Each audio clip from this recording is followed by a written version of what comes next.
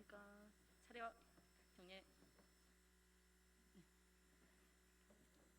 네, 벼랑 끝 세대 대학생을 위한 착한 등록금 운동 제안한다.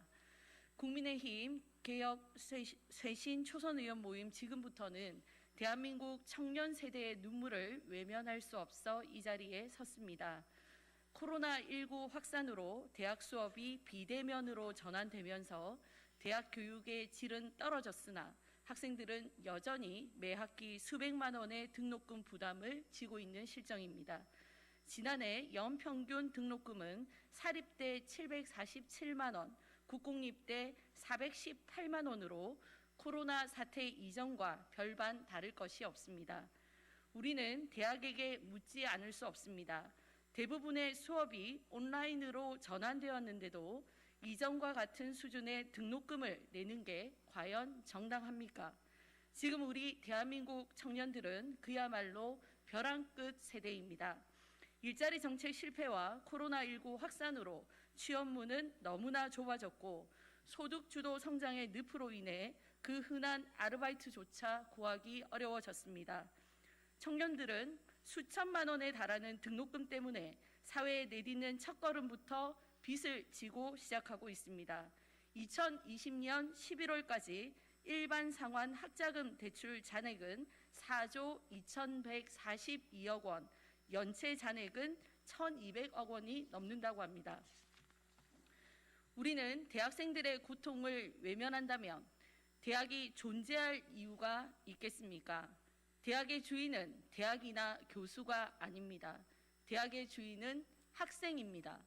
이에 우리 국민의힘 개혁 쇄신 초선 의원 모임 지금부터는 대한민국 청년 세대의 짐을 조금이나마 덜어주기 위한 착한 등록금 운동을 제안합니다. 정부는 물론 전국의 대학들도 코로나19로 어려운 학생들을 위해 등록금 면제, 감액에 적극적으로 동참해 주시길 당부합니다.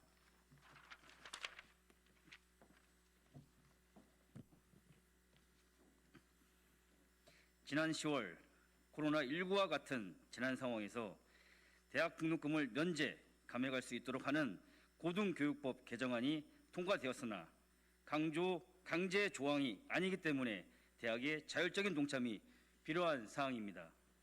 학생들과 국회의 요구에도 불구하고 대학이 등록금 인하 요구를 계속해서 외면한다면 그때는 국회의 할 일이 할 수밖에 없습니다.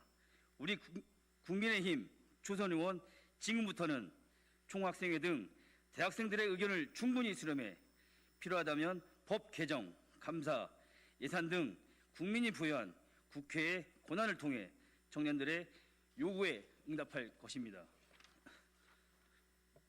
정부는 더 이상 청년들의 아픔에 나몰라라 해서는 안 됩니다.